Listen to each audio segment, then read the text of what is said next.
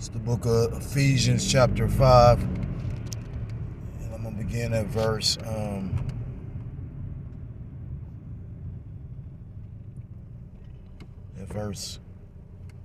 5. For this ye know that no whoremonger, nor unclean person, nor covetous man, who is an idolater, hath any inheritance in the kingdom of Christ and of the Most High. Verse 6, let no man deceive you with vain words, for because of these things cometh the wrath of the Most High upon the children of disobedience. Verse 7, be not ye therefore partakers with them. Verse 8, for ye were sometimes darkness, but now are ye light in the Lord Yahweh Ba'ashem Yahushai. Walk as children of light. Verse 9, for the fruit of the Spirit is in all goodness and righteousness and truth. Verse 10, proving what is acceptable unto the Lord Yahweh Ba'ashem Yahushai. Verse 11, and have no fellowship with the unfruitful works of darkness, but rather reprove them. Read verse 11 in the NLT, and it reads, take no part in the worthless deeds of evil and darkness, instead expose them. I want to start off by giving all praise, all honor, and all glory to call Loyam La Yahweh, Shem Yahushai, Shem with this book of thumb. I want to say double honors to the elders, to my apostles, the heads of the great millstone who do teach and rule well. I want to say peace and salutations to the Akim across the four corners of the earth, pushing the truth with faith and with sincerity, as well as risking their lives and their freedom to do so, now more so than ever. I want to say shalom to the Akim and the Akwat out there listening and learning. Lord willingly, this is edifying. Shalom to the Israelite foreigners scattered abroad in the land of other nations, appearing like the other nations, but whom subscribe to this truth. To you, I say shalom. It's the brother Yahweh coming at you with another lesson through the Spirit. Coming at you with another lesson through the Spirit and through the power of Yahweh Ba'ashem Yahushai. And bear with me. Pretty much, this lesson is a continuation. I did my camp yesterday. I normally go out on Sunday, but to be honest, it'd be through the Spirit because, I be having a lot going on and not using that as an excuse, but, Jake got kids and, I don't have no Eve, so I do a lot on my own. So I try to, first and foremost, the Lord come before, my, earthly obligations. With that being said, though, I wasn't, like I said, like Sunday it was raining, so and I don't have an umbrella. I left my umbrella somewhere. So long story short, pretty much through the Spirit, I went out yesterday because it was a fairly decent day, and like I say, I went in on the word psyops and pretty much how Babylon the Great, aka America, is founded and rooted in witchcraft, because it was something through the Spirit that Elder Yashawamba was going in on, the word psyops, and how it's a lot of psyops being pushed in on the people and going on in Babylon the Great. The whole election was a psyop. Like the elder said, President Biden's presidency has been a huge psyop, and you got more psyops to come. And the whole thing, a psyop is, it's warfare on the mind, but it's also sorcery and witchcraft. And like I said, I went into the guy Michael Aquino, which I believe now he passed away, but he pretty much is a Satanist, or was a Satanist. And he came up with a book. Well, I'm going to just show you something, because like I said again, this guy wrote more than one book, But one of the books goes into, it's called The Author of Mind War, So the Church of Satan, that's not about him. It says Black Magic, the Temple of Set, the Church of Satan, Temple of Set, the Left Hand Path,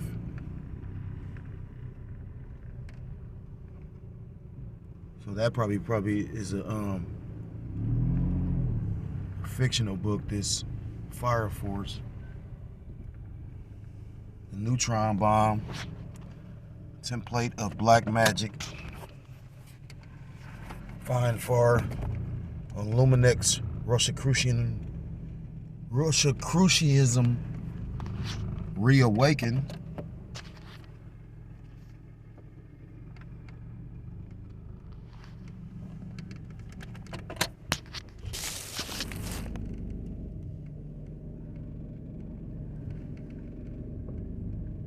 Salaki, I'm trying to park.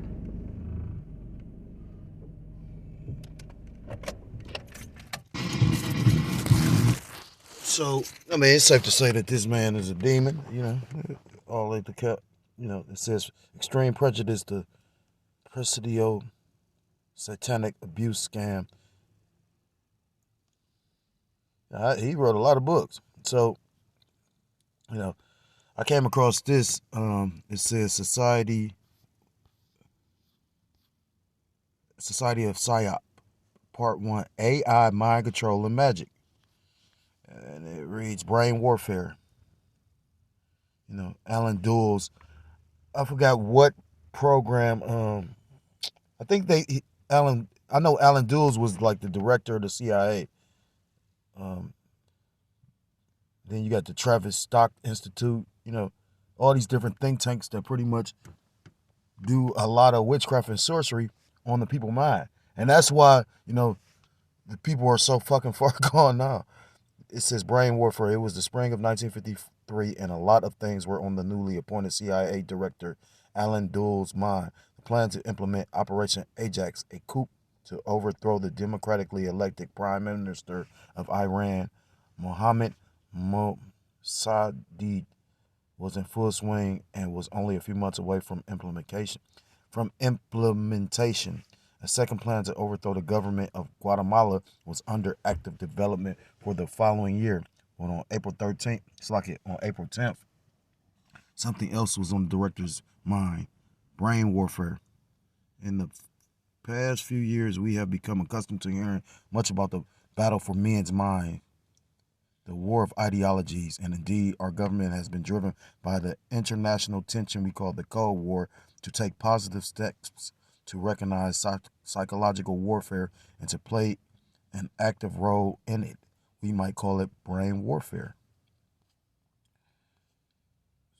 Skipping to face recognition and remote control animals.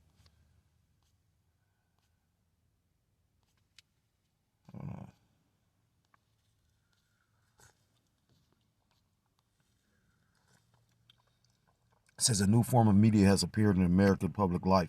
In the midst of the Korean War, captured American prisoners made films confessing to the surreptitious use of biological and chemical weapons against Korean civilians. They wrote letters home extolling the virtues of their captors, pilots, and service ministers such as Floyd O'Neill, Paul R. Kentz, and Frank Schwabel. Denounced the United States and confessed to war crimes.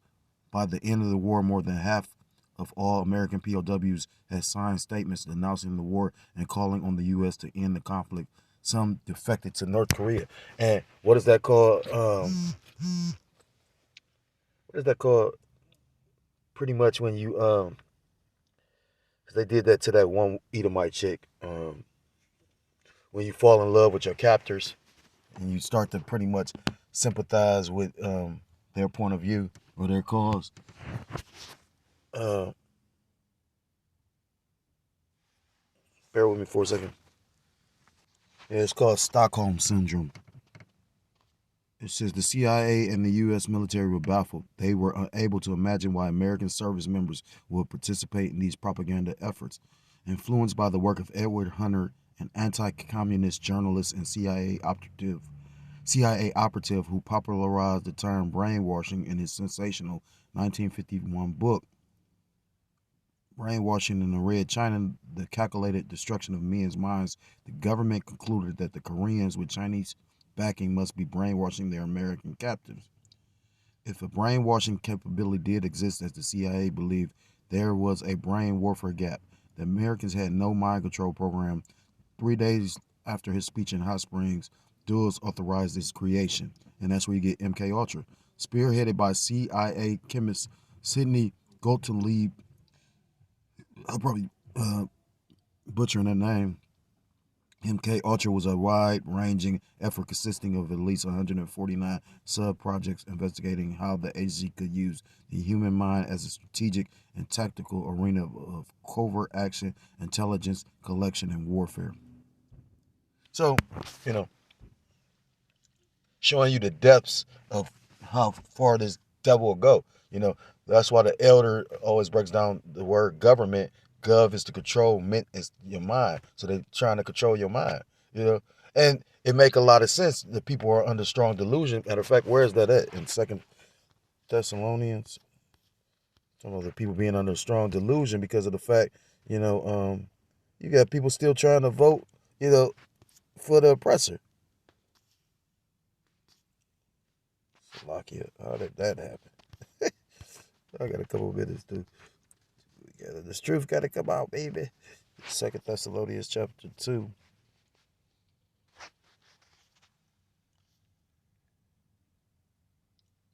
This is book of second lesson. This is the book of 2 Thessalonians chapter 2 and verse 9. I'm gonna start at verse 8. 2 Thessalonians 2 and 8. And then shall that wicked be revealed. Going to Malachi chapter 1, it tells you that Esau, Edom is the border of wickedness. It tells you in Job chapter 9, verse 24, that the wicked, the earth is given into the hand of the wicked, whom the Lord shall consume with the spirit of his mouth. And who is the spirit of his mouth? The prophets. It tells you in the book of 1 Luke chapter 1 about how the Most High spake through the mouth of his prophets, and shall destroy with the brightness of his coming.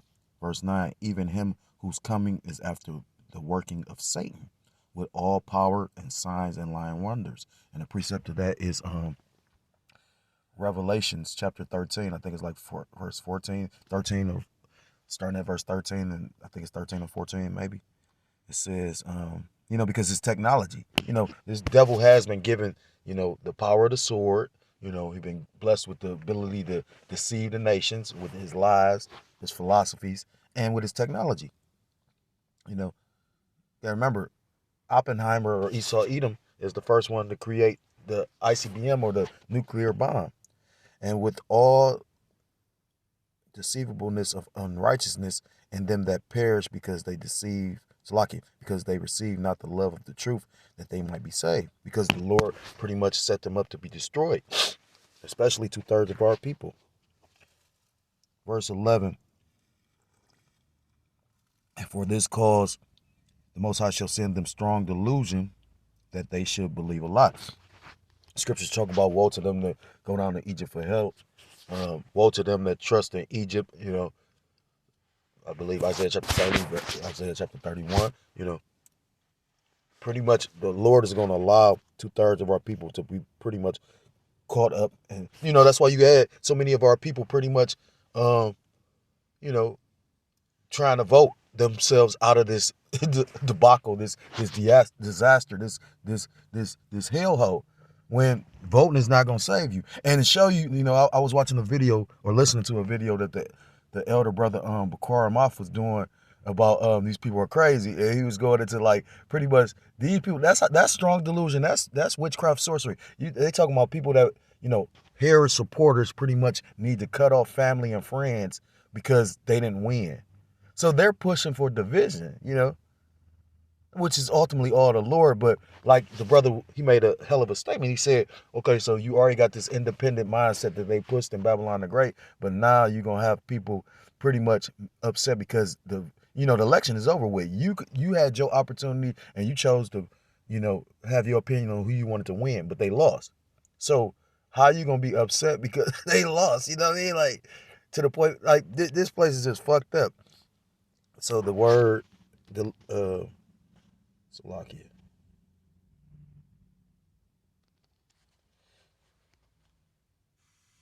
Strong's G 4106. Plane.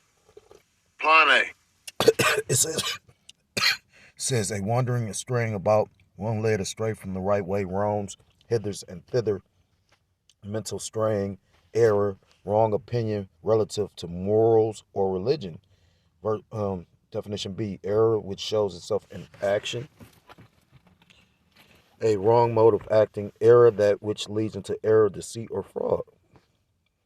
You know, and it's pretty much this error or this illusion can very much well lead to your your demise, your death.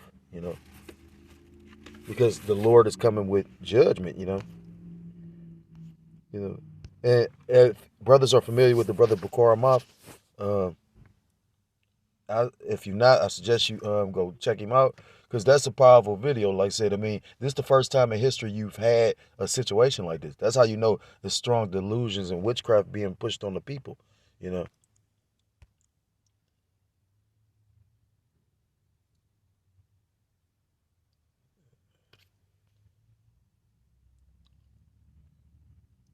verse 12, that they all might be damned who believe not the truth but had pleasure in unrighteousness.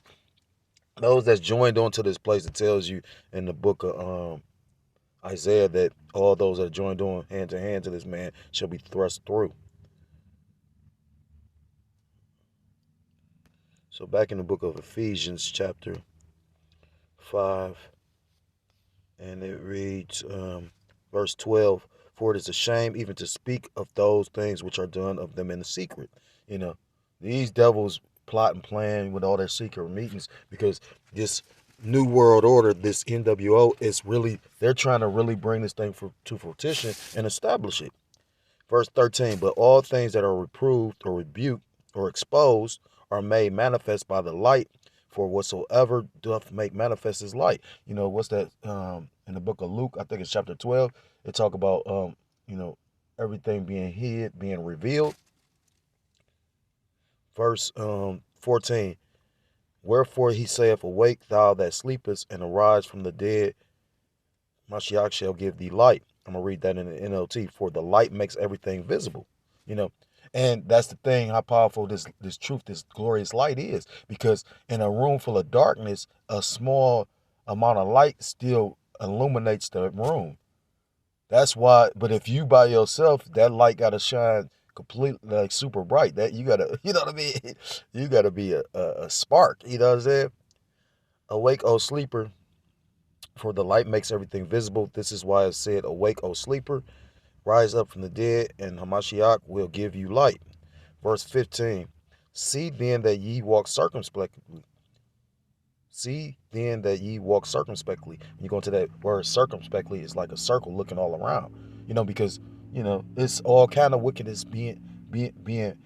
This place I brought out at the camp, like this place is a huge trap for Jake. You know, when you see the amount of witchcraft and sorcery and just like I was talking to this young Jake at my job, like he pretty much was saying, like how, Jake get out of jail and then end up going right back because it's set up for them to go back. You know what I mean?